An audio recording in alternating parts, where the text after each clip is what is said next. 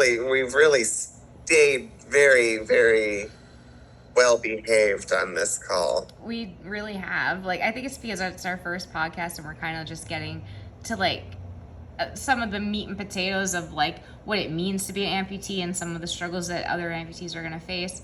But I think once we, like, settle down and settle into it a little bit more, our natural selves will come out. There's no hiding, you know. And so what we're saying is, like, P.S. this shit's gonna get nasty. Yes. Don't tune in with your children. Don't tune in with your children. The self-affirmation episode is check done. Oh, we both have plants in the background. How lively. We're going to talk about depression again. We're here to cheerfully talk about suicidal ideation. That's it. Do you have passive suicidal thoughts? Us too. You're not alone. And then it'll be like one of those PSA, like the more you know things across the bottom. Like, if you actually need help, dial 1-800, like, we will help you not kill yourself. Like, yes. Ugh. Is right. But for real, like, yeah. All right. So we're double amputees.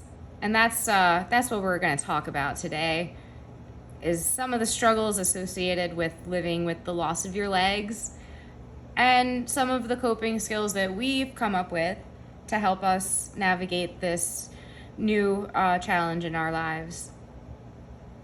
Yeah, like today you were just talking about tight hips. Yes. And then you said, I asked if your hips hurt, and you said, no, my hips are just tight, like my pussy. And then I did. Gotta keep it tight, girl. And that helped me. That helped me so much with my own depression, because I was laying in bed feeling sorry for myself and my painful hips. And then I thought, well, you know, I could be doing Kegels instead of complaining. Yeah, absolutely. I mean, like, if you're going to be, like, hip down on the floor, might as well be putting it to some work. I found that when I'm, like, at work, I'll sometimes do the tummy time, like, during my lunch, because it does get really tight. And I sometimes just like to pretend I'm in the Bongos video and just go at it, like, just really sink down into it.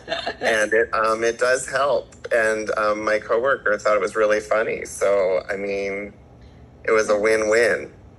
It is a win-win. It's such a... Okay, I need to stop talking like I think people are listening to me, because no one's listening. It's like, you're acting like we're on, like, Fresh Air on NPR. I know, right? Suddenly I got the same level of anxiety, too. I'm like, okay, Erin, relax. You're in your living room. And, yeah, it's going to be okay. I think we just need to, like, pretend that we're not even on anything. I think so, too. That's when we just, like, come out with our best stuff. It's because, like, if we try to have a topic, we're just going to sound like we're trying too hard. So I think so, yeah. So let's just talk about each other's pussies. Okay. I mean, let's just get right down to it, Queen. For real.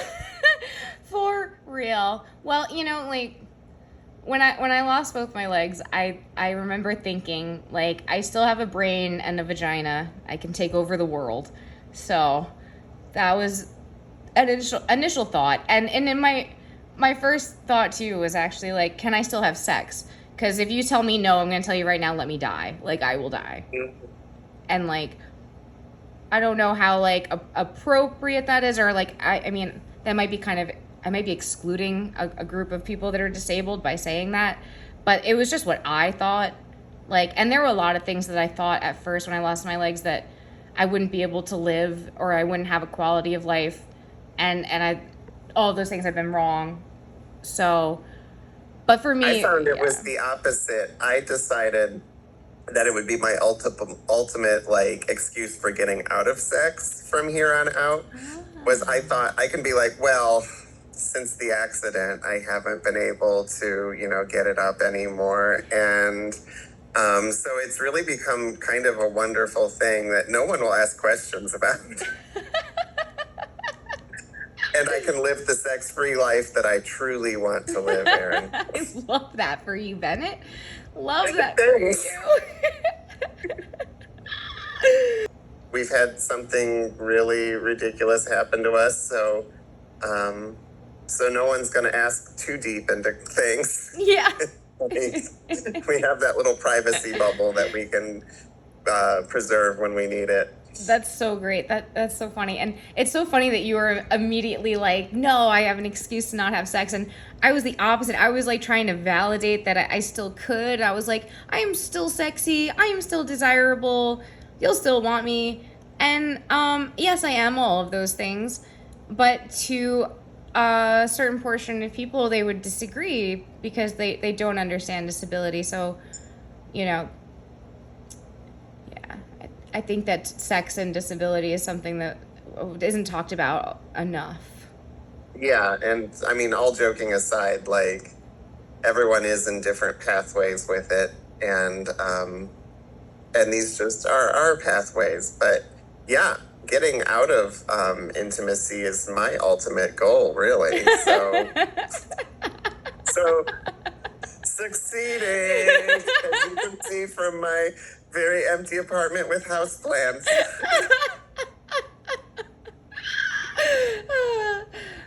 I'm living your dream too. Yes. Oh, girl, whatever. You've got that beautiful man. You know it. I know. I should. I play.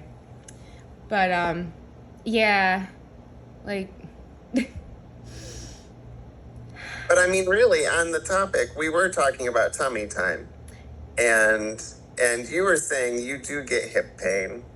Yes. I'm very lucky that I don't get hip pain, but I was discussing that I found since this happened to me, it's really hard to decide what's discomfort versus pain versus what's normal and to be expected, what's abnormal. But you said you do actually get pain in your hips. I do feel like it's pain.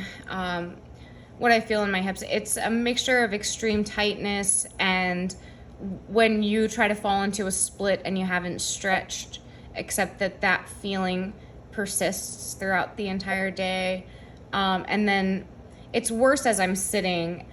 And then when I go into tummy time, that tightness is sometimes too unbearable for me to prolong sitting in that position. Like after about 10 minutes of tummy time, it gets to be to the point where I can't stand it anymore. It's like the stretch is too much. And for me, I interpret as pain.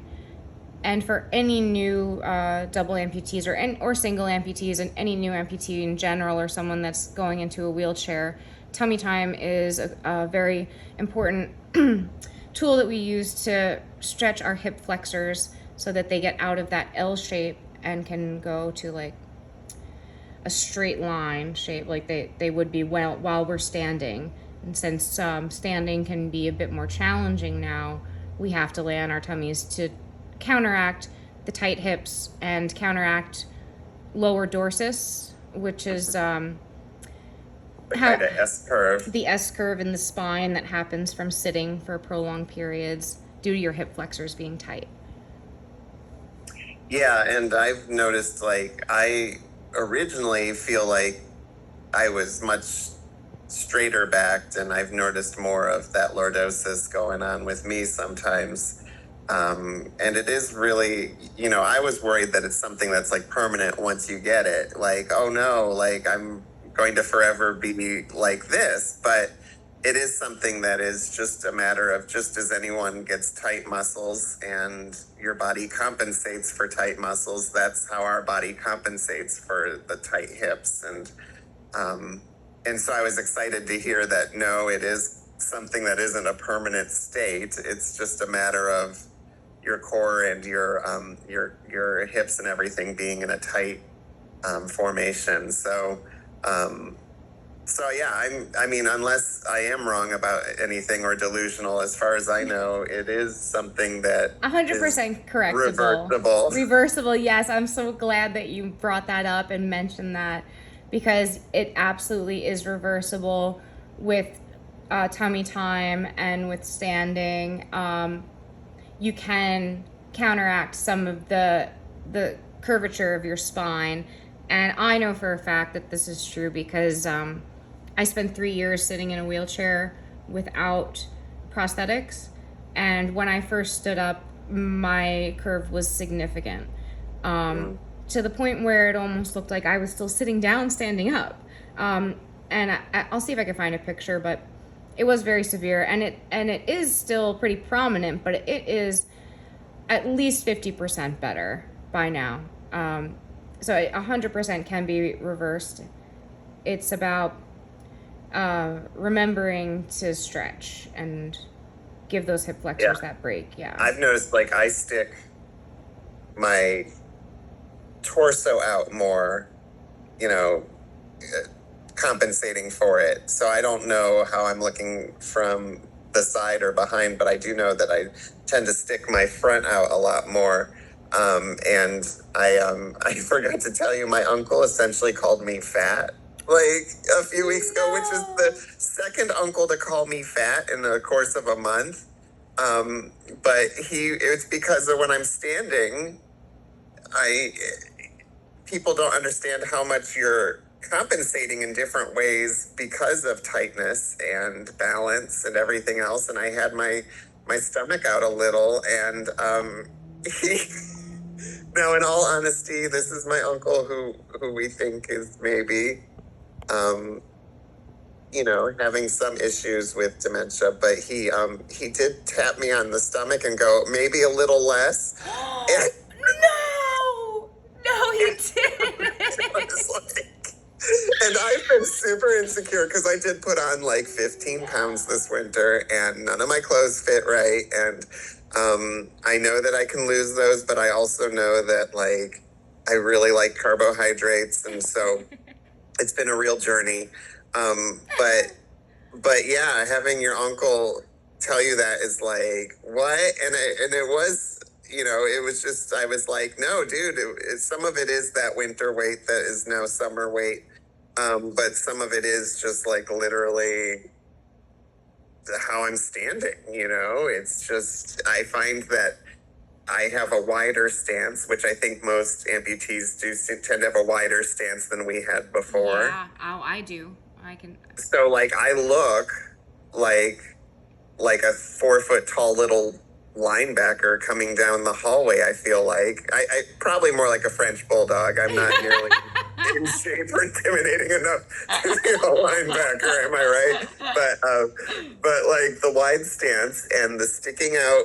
Either you're sticking your rear out in the back or you're sticking your front forward a lot. So between all of those things, it gives to someone who's not going through what we're going through, it gives us a body type that we don't actually have. It's very true. It looks so certain ways to other people. They're reading it in their own mindset of how they see that. And so my uncle did see me as like his chunky nephew, who isn't chunky but is just standing funny. Yeah. No, it's in all defense, I had talked about how I'd put on some weight this winter, but still, I mean, who says that? Maybe a little less. Who taps it? You don't touch me and then call me fat. I would become violent. Like You'd be like, family or not, this is getting real, girl. For real though, and like it is true because of our posture. Now, it forces us as double above knee amputees to have our tummies stick out more, and that's not because of our tummies sticking out necessarily from overeating, but because of the curvature of our spines. And I remember I still look like I'm 4 months pregnant when I'm standing up straight, even though I when I'm laying down, I can see a definition in my abs, and I know that I have abs. I definitely would not look it wouldn't look as pronounced if I didn't have the lower dorsus and have to stand in the prosthetics where we are compensating with our weight in different ways. Yeah. And I know that like all these like super athlete amputees are probably going to be like, no, it doesn't have to be that way. And yeah, I know it doesn't. Like, we probably could have stronger cores, but here's the deal. Like, we just a bunch of S-shaped bitches. No, but for real, and I want to talk about that too, about when you become disabled. It's almost like, okay, you better become an athlete now, and it's like that's the only thing that's available to us. And I'm a girl on the couch, you know what I mean? Like I like I like to relax. I like the beach. You know, I'm not necessarily going to be competing for entry into the Paralympics. I'm okay with, you know, being a single mom and getting by. And like that's okay too, you know? That doesn't mean I failed as a disabled person because I'm not an adaptive athlete, you know? I know, and it is hard because I think we do pressure ourselves a lot, and the great thing is like amputees are so supportive of each other. It's like the most beautiful people I've ever met. But I think we pressure ourselves a lot according to the people around us. I don't ever feel pressure from other amputees, but man, I'll see people who are really fit and they are like, you know, athletes and stuff. And I'm hard on myself because of them, but not at all from them. From them, yes. But it is like, I've started like seeing this guy who's like a personal trainer, not seeing like dating, because as we discussed, you know, that's on the shelf. But he is an amputee and he's been talking to me a little, and this is just going to be like online coaching, but he was talking about how to be an amputee is to be an athlete. Like everything uses so much more energy, and he's like, to be really successful at what we're doing, we do have to be like star level athletes. And it is true. Like the amount of energy, just like, I hate that like in my past life, I would go on like 6-mile walks. I would love going on walks. And now like crossing a grocery store parking lot is like a lot of work. Yeah. And that doesn't even take in the stress of being short in a parking lot and always being worried about getting backed up over. So you add like all the psychological stress on top of the physical stuff, and it's like really tiring, and it is like athlete level.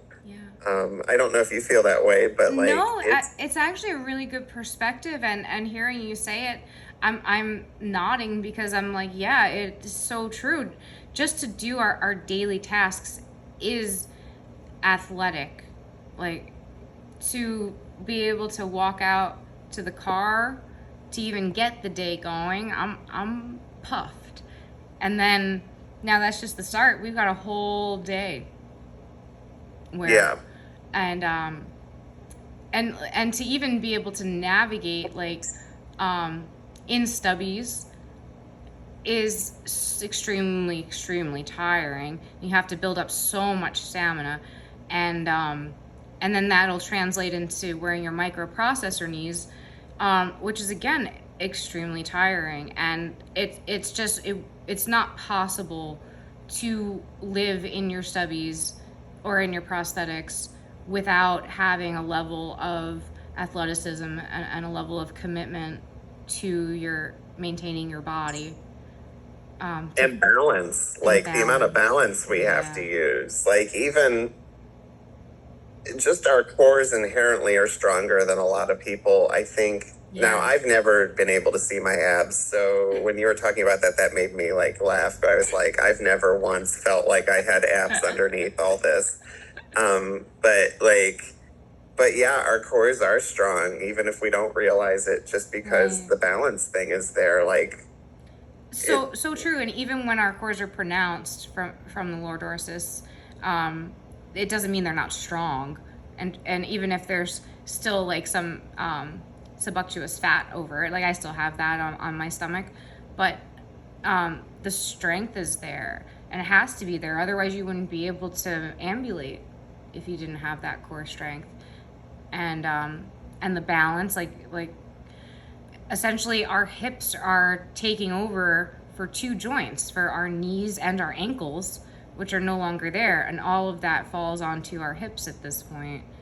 That is true. I didn't even think about that, but it is. And then switching from, if you do use different types of prostheses, you have to use such different muscles between them. Like right now, I've been working on microprocessor knees, and it's really hard to shake how much you use you hike your hips up when you're in stubbies, because you have to.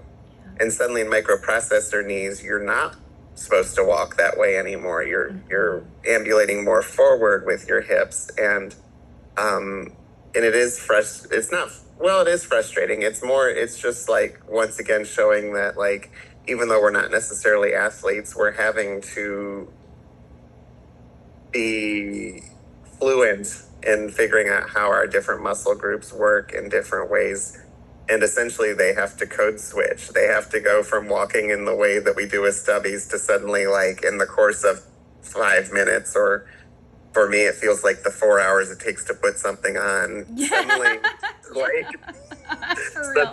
it's like, now my body has to remember that it doesn't talk the way it did in stubbies. It talks this way now. And like, that's a lot, but it does require athleticism that I've never been an athletic person, but it does require some level of that, I guess. So definitely. So good job, girl. We should be proud of ourselves. Yes. Yes. Oh, wait. Yeah. There was something I wanted to say. I was going to piggyback off of something you said. When it comes to the prosthetics. Oh, it's also like hard to navigate, like when we're back to like what is pain and what's discomfort, and when when are the prosthetics at a point where we have to toughen up and be stronger and keep pushing through, and when are the prosthetics at a point where they're failing us and the fit is just wrong, and the fit is causing pain and more damage than it should. And if you want to talk about a little bit about bottoming out, and I can kind of elaborate more. Yeah. I think that is like the most stressful part, is the not knowing when trying to push through something is going to cause further damage. You know, like, I'm like a hypochondriac, so I'm always worried with anything. Like, oh my God, if I try to push through this, am I going to be setting myself back and end up with an injury that keeps me set back even more? Because the reason I'd called you today was because I was just being a needy, depressive girl, and I love that, because I mean, that's where I live. Yeah, that's our neighborhood. Where yesterday I told you I was bottoming out while walking, and my office is far away. I work in a park, so my office was far away from where I was as I was bottoming out, and I was just hobbling my way back to the office to try to sock up and add more ply, and definitely it just felt like the end of my limb was being smashed between a vise, you know, with every step. And because of that, like, it hurts too much to walk today. I've just been wheelchairing it, or, well, mostly just hanging out on my couch like a house cat. But, you know.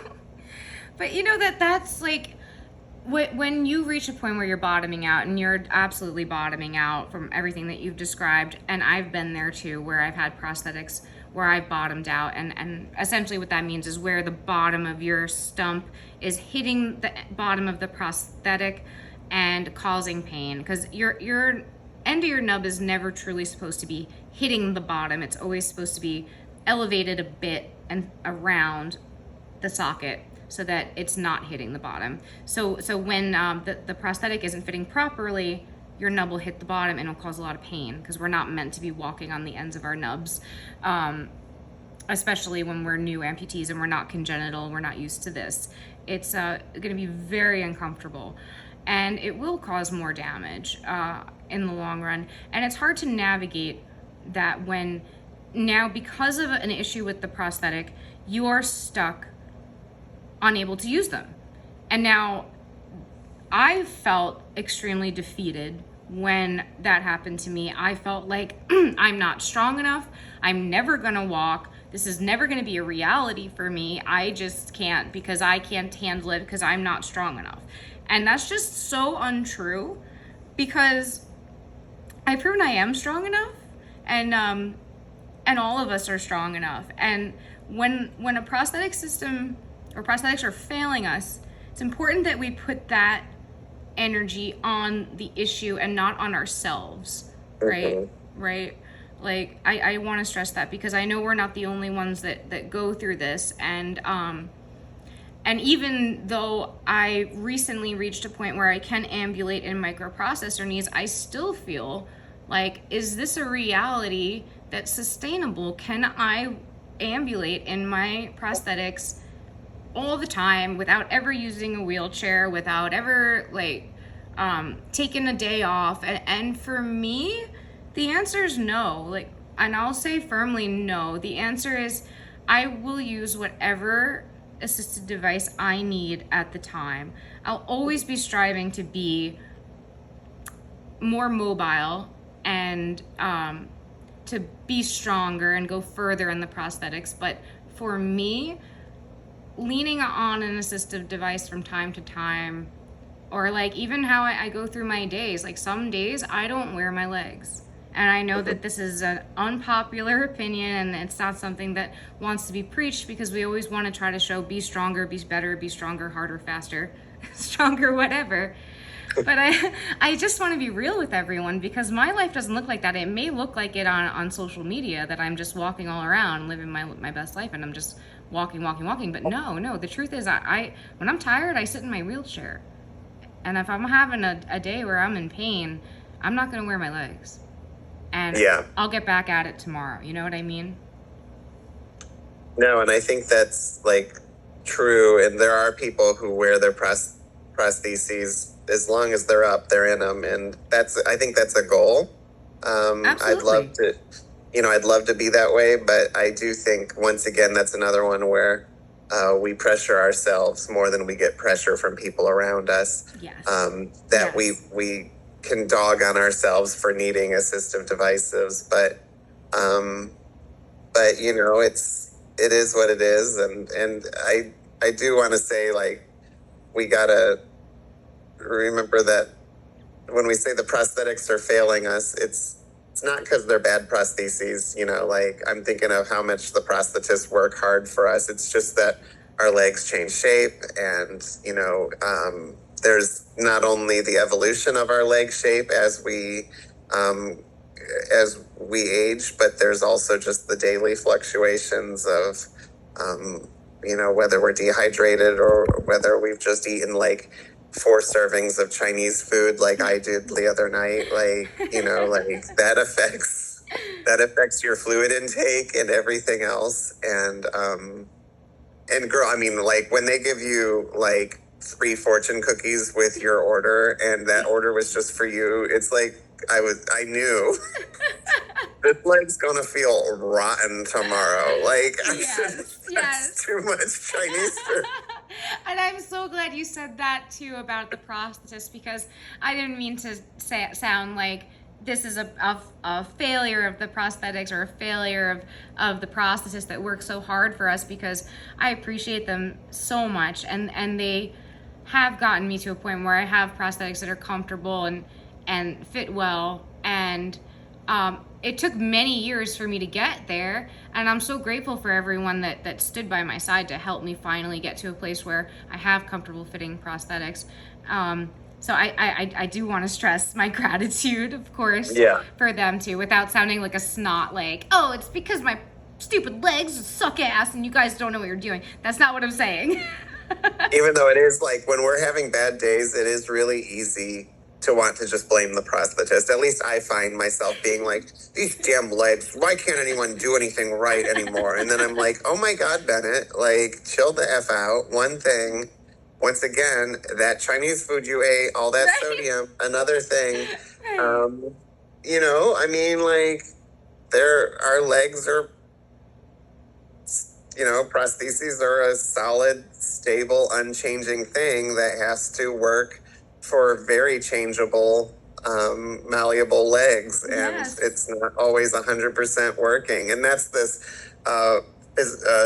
personal trainer guy I've been talking to is talking about that's why, which let's be honest, is never going to happen.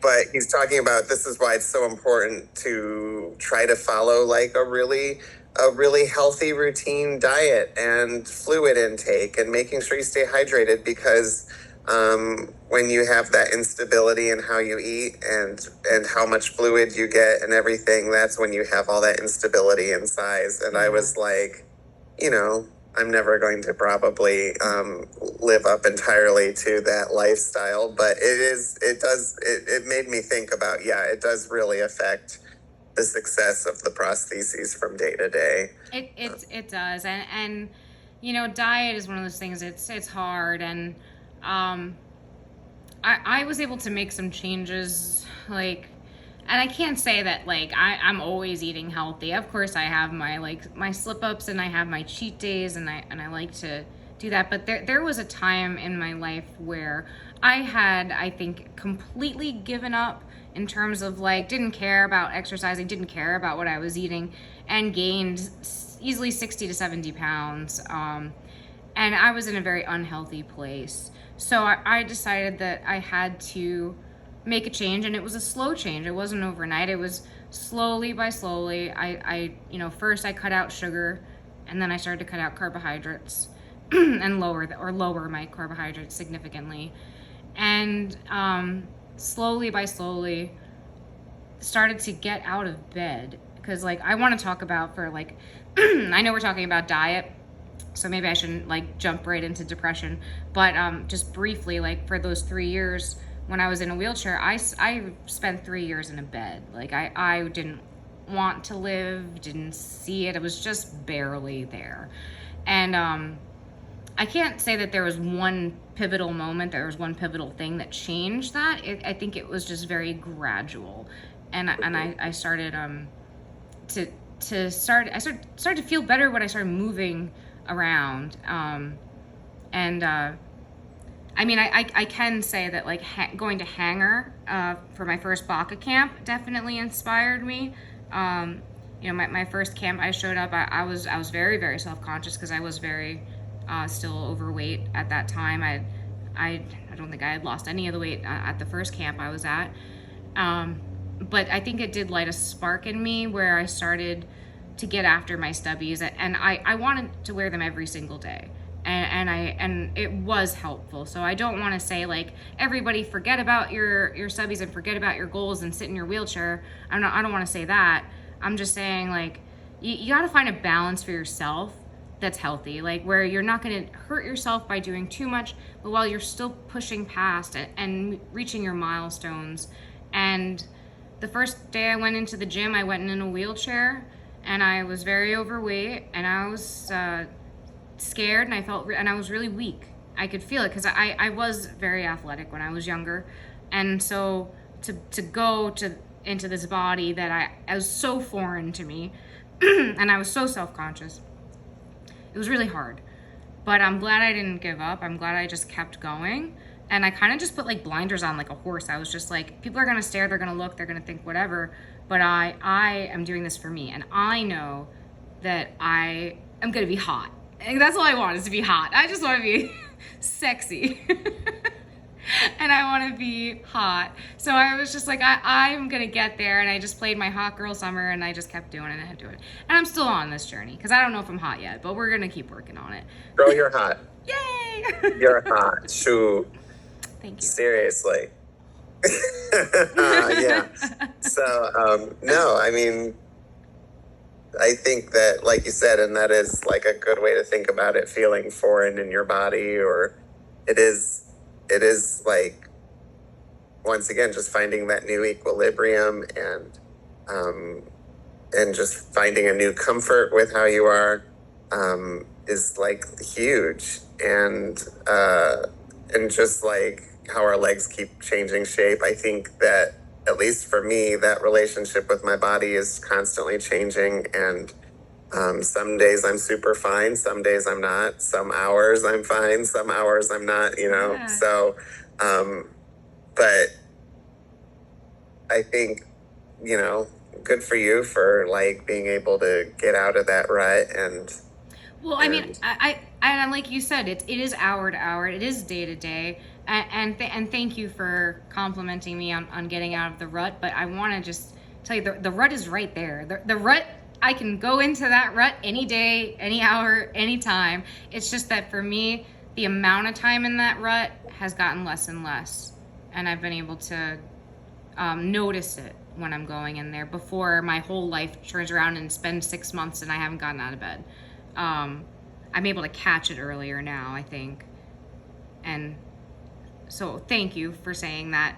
But I also just want to make it clear that that I'm not it's all always better. there. Yeah, it's always there. And I don't think that we're ever all better. Like we may recover, but I don't know if we necessarily always heal. You know what I mean? Yeah. Yeah. And I think that that's the case for just about anyone in this world. Is the rut can always be there, you know? I mean, even before this happened to me, I mean, it was very easy for me to sink into a mood and be lethargic, or it's just now with how much more difficult everything is, and or how much more energy things take to do, I find it easier to get into that rut just because I'm tired, or, you know, this and that. And so that's why I started talking to this like trainer, because I was like, I'm just the weakest I've ever been, you know? And and I'm vain too. I said, I'd like to look stronger just as much as I'd like to be stronger. I want to look at myself in the mirror, and be like, okay, you know, like that's someone who looks fit. And right now, I don't think I feel like I look very fit, you know? You look fit. But I know what stop. you mean. We are just building each other up. Yes, but that's what we have to do. And also, I'm not going to lie to you. If you looked like shit, I would say, Bennett, you kind of look a little bit like you could be doing more. But you, honestly, like, I've seen you. You've lost weight since I've seen you. And, like, I haven't seen you without your shirt on. But, like, I can see your shoulders right now. And I can see that, like, no, you're doing good. And These little things. oh, stop it. Like, do a power pose, please. Like, it's look little. at that. It used to be bigger. Oh, that's good. Hey, look at that bicep. No, you got that. You got that. And, like, you got this, too. Like, I'm going to build you up till the day I die. Oh, stop. I'm going to build you up. People are like, this is really boring. These two queens are just, like... feeding each other's egos. We're both sounding like, you know, like Hobby Lobby quote boards that we really I can't wait to edit this. Yeah. Oh, girl. You got me coughing. Sorry, it's just because I'm like blowing clouds out into this too. But I'm just gonna let it be real. And like you might be a little disappointed with this like footage because it's on my iPad and my phone's recording it, so there's a glare on the screen. So like every now and then like a glare will hit me or you, and it's like, oh well, this is like some shitty quality, or like I move the camera. But we're learning. This is our first go round. We're learning, and I do want to. I also realized I've been constantly scratching myself. I don't have mange. There were a lot of mosquitoes in the garden yesterday where I was working, and I just like realized I've constantly been like, and it's like, yeah, no scabies or anything. I'm just. Hi, I'm Erin. I'm an addict. I've got 5 years clean from heroin and crack. Yay! She doesn't smoke crack anymore. My only vices are napping and Diet Coke, so. You're so healthy. Diet Coke is probably worse for you than heroin. So yeah, I'm always getting pressured to quit, and I know I should, but But like we were saying, when everything's a little more difficult, on especially certain days, it's just like you need something to soften the edges, And whatever that is, yeah. taking a nap is a great way to improve your mood. If I'm having, like I call it taking an angry nap, and because I'll be angry, but then I'll be like, you need to go to sleep, and then I'll force myself to sleep. I wake up and I'm in a better mood. See, there you are. Yeah, for me, it's just like a quick, simple 3 hours. And waking up confused and more depressed than before, but it was so worth it while it was happening. Right. I love you so much. Could you imagine if I said, like, as a mom, oh yeah, if he's stressing me out, my child, I'll just take a 3-hour nap. And oh, you're hungry? Oh, okay. Sorry, I missed your lunch and dinner, but I'm in a good mood now. Yeah, sorry, I was angry napping. There's some Hot Pockets in the fridge. Yeah, right. So sometimes I understand, like, in people's lives and in my life, so it you can't always do the thing that works. When did we start talking about that? Well, I guess because we were talking about vices and how they soften the edges. And then, I don't even remember what we started talking about. Oh, tummy time. To tummy recap. time. What are you feeling, girl? I'm feeling tummy time.